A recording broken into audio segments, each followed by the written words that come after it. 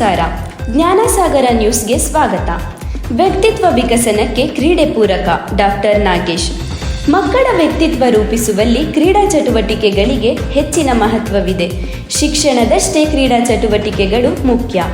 ಬೆಳೆಯುವ ಮಕ್ಕಳ ಆರೋಗ್ಯಕ್ಕೆ ಕ್ರೀಡೆ ಪೂರಕ ಎಂದು ನಾಗೇಶ್ ಸಮೂಹ ಶಿಕ್ಷಣ ಸಂಸ್ಥೆಗಳ ಅಧ್ಯಕ್ಷ ಡಾಕ್ಟರ್ ಕೆ ನಾಗೇಶ್ ಹೇಳಿದರು. ಚನ್ನರಾಯಪಟ್ಟಣದ ಜ್ಞಾನಸಾಗರ ಅಂತಾರಾಷ್ಟ್ರೀಯ ಪಬ್ಲಿಕ್ ಶಾಲೆಯಲ್ಲಿ ಆಯೋಜಿಸಲಾಗಿದ್ದ ಇಂಟ್ರಾಮ್ಯೂರಲ್ ಸ್ಪೋರ್ಟ್ಸ್ ಮೀಟ್ 2025ಕ್ಕೆ ಚಾಲನೆ ನೀಡಿ ಅವರು ಮಾತನಾಡಿದ್ದರು. ವಿದ್ಯಾರ್ಥಿಗಳು ಶಿಕ್ಷಣದಲ್ಲಷ್ಟೇ ಅಲ್ಲ, ಕ್ರೀಡಾ ಕ್ಷೇತ್ರದಲ್ಲಿಯೂ ಕೂಡ ಸಾಧನೆ ಮಾಡಲು ಅವಕಾಶವಿದೆ. ಇತ್ತೀಚಿನ ದಿನಗಳಲ್ಲಿ ಪೋಷಕರು ಮಕ್ಕಳನ್ನು ಓದಿಗಷ್ಟೇ ಸೀಮಿತಗೊಳಿಸುತ್ತಿದ್ದಾರೆ. ಮಕ್ಕಳು ಹೆಚ್ಚು ಅಂಕ ಗಳಿಸಿದರೆ ಸಾಕು ಎಂಬ ಮನೋಭಾವದಿಂದ ವಿವಿಧ ಕ್ರೀಡೆಗಳು ಕಣ್ಮರೆಯಾಗುತ್ತಿವೆ ಎಂದರು. ಮಕ್ಕಳು ಕ್ರೀಡೆಗಳಲ್ಲಿ ಪಾಲ್ಗೊಳ್ಳಲು ಪೋಷಕರು ಪ್ರೋತ್ಸಾಹಿಸಬೇಕು. ಮಕ್ಕಳ ಆಸಕ್ತಿಗೆ ಅನುಗುಣವಾದ ಆಸಕ್ತಿದಾಯಕವಾದ ಕ್ಷೇತ್ರಗಳನ್ನು ಆಯ್ಕೆ ಮಾಡುವ ಮೂಲಕ ಅವರನ್ನು ಪ್ರೋತ್ಸಾಹಿಸಬೇಕು. ವಿದ್ಯಾರ್ಥಿಗಳು ಓದಿಗಷ್ಟೇ ಸೀಮಿತವಾದರೆ ಮಾನಸಿಕ ಒತ್ತಡ ಹೆಚ್ಚುತ್ತದೆ. ಕ್ರೀಡಾ ಚಟುವಟಿಕೆಗಳಲ್ಲಿ ತೊಡಗಿಕೊಂಡಾಗ ಒತ್ತಡ ನಿವಾರಣೆಯಾಗುತ್ತದೆ, ಆರೋಗ್ಯ ಸುಧಾರಿಸುತ್ತದೆ ಎಂದು ಸಲಹೆ ನೀಡಿದರು. ಓದಿನಲ್ಲಿ ಆಸಕ್ತಿ ಮೂಡಿಸಲು ಕ್ರೀಡಾ ಚಟುವಟಿಕೆಗಳು ಸಹಕಾರಿ.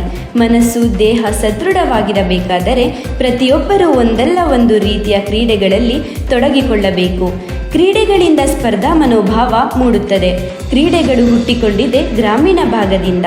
ಚಿನ್ನಿದಾಂಡು, ಲಗೋರಿ, ಗೋಲಿ ಆಟ, ಕಬಡ್ಡಿ, ಖೋಖೋ, ಕಾಲ್ಚೆಂಡು ಸೇರಿದಂತೆ ಅನೇಕ ರೀತಿಯ ಗ್ರಾಮೀಣ ಸೊಗಡಿನ ಆಟಗಳು ಮರೆಯಾಗಿವೆ. ಅಂದಿನ ಆಟಗಳಲ್ಲಿ ಸಂತೋಷ, ಉಲ್ಲಾಸ, ವ್ಯಾಯಾಮ, ಸ್ನೇಹತ್ವ ದೊರೆಯುತ್ತಿದ್ದವು. ಈಗ ಅವೆಲ್ಲ ಮರೆಯಾಗಿವೆ ಎಂದು ಬೇಸರ ವ್ಯಕ್ತಪಡಿಸಿದರು.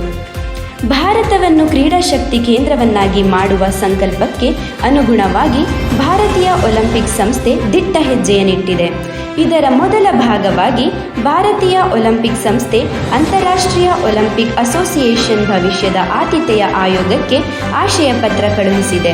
ಈ ಮೂಲಕ 2036ರಲ್ಲಿ ನಡೆಯಲಿರುವ ಜಾಗತಿಕ ಕ್ರೀಡಾಕೂಟದ ಆತಿಥ್ಯಕ್ಕೆ ಭಾರತವು ಔಪಚಾರಿಕ ಬಿಡ್ ಸಲ್ಲಿಸಿರುವುದು ಶ್ಲಾಘನೀಯ ಎಂದು ನಾಗೇಶ್ ಹೇಳಿದರು. ರಾಷ್ಟ್ರೀಯ ಕಬಡ್ಡಿ ಕ್ರೀಡಾಪಟು ಹಾಗೂ ಪ್ರೊ ಕಬಡ್ಡಿ ಆಟಗಾರ ಮಿತಿನ್ ಕುಮಾರ್ ಕ್ರೀಡಾಕೂಟ ಉದ್ಘಾಟಿಸಿ ಮಾತನಾಡಿದ್ದರು. ಕ್ರೀಡಾಕೂಟದಲ್ಲಿ ರಾಷ್ಟ್ರ ಮಟ್ಟದ ಶಟಲ್ ಆಟಗಾರ ಸಿ.ವಿ. ಫಿಲಿಪ್, ರಾಜ್ಯ ಮಟ್ಟದ ಕಬಡ್ಡಿ ಆಟಗಾರ ಸಿ.ವಿ. ತಿಮ್ಮಪ್ಪ, ರಾಜ್ಯ ಮಟ್ಟದ ಹೈಜಂಪ್ ಆಟಗಾರ ರೋಹಿತ್, ರಾಜ್ಯ ಮಟ್ಟದ ಓಟಗಾರ ಸಿ.ಎ. ಸೃಜನ್, ಜಿಲ್ಲಾ ಮಟ್ಟದ ಓಟಗಾರ್ತಿ ಮೋನಿಶಾ ಹರೀಶ್ ಅವರನ್ನು ಸನ್ಮಾನಿಸಲಾಯಿತು.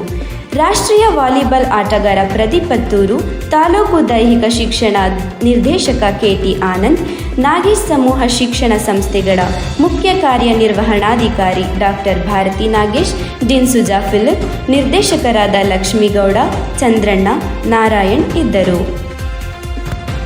ವಿವೇಕಾನಂದರ ಸ್ಮರಣೆಯಿಂದ ಯುವ ದಿನಕ್ಕೆ ಮಹತ್ವ. ರಾಷ್ಟ್ರೀಯ ಯುವ ದಿನವು ಮಹಾನ್ ಆಧ್ಯಾತ್ಮಿಕ ಚಿಂತಕರಾದ ಸ್ವಾಮಿ ವಿವೇಕಾನಂದರ ಜನ್ಮ ವಾರ್ಷಿಕೋತ್ಸವವನ್ನು ಸ್ಮರಿಸುವ ಕಾರಣದಿಂದಾಗಿ ಅಪಾರ ಮಹತ್ವ ಪಡೆದಿದೆ ಎಂದು ನಾಗೇಶ್ ಸಮೂಹ ಶಿಕ್ಷಣ ಸಂಸ್ಥೆಗಳ ಅಧ್ಯಕ್ಷ ಡಾಕ್ಟರ್ ಕೆ ನಾಗೇಶ್ ಅಭಿಪ್ರಾಯಪಟ್ಟರು.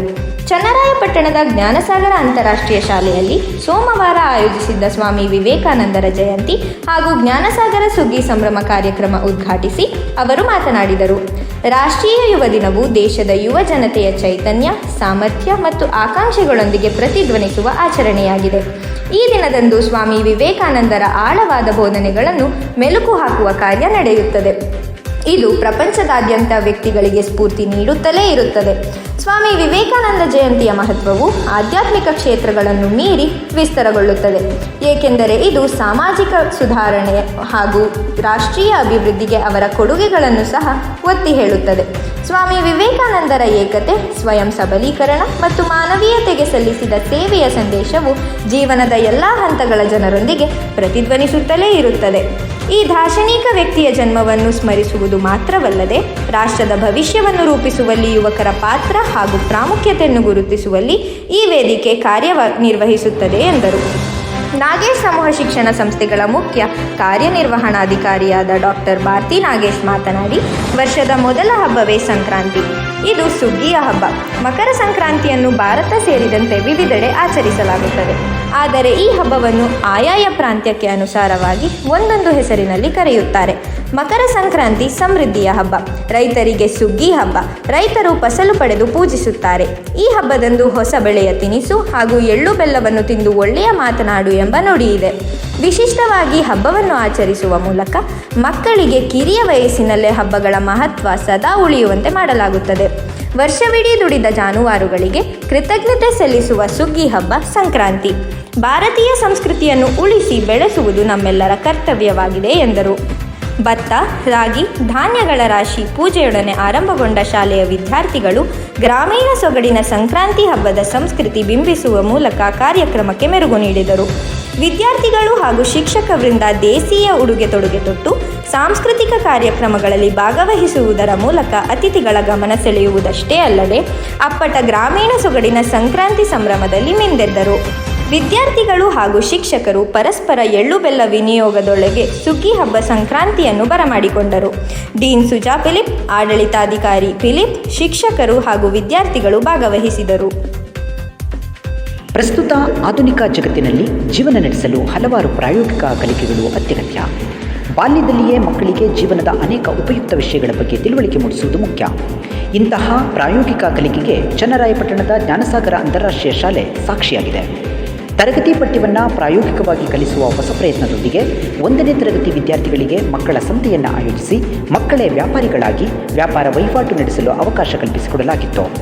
ತಮ್ಮ ಮನೆಯಲ್ಲಿ ತಯಾರಿಸಿದ ಅನೇಕ ತಿನಿಸುಗಳು, ಹಣ್ಣು, ತರಕಾರಿ, ಆಹಾರ ಪದಾರ್ಥಗಳನ್ನು ಸಂತೆಯ ಮಾದರಿಯಲ್ಲಿ ಮಾರಾಟ ಮಾಡಿದ ವಿದ್ಯಾರ್ಥಿಗಳು ಸಂತಸಪಟ್ಟರು.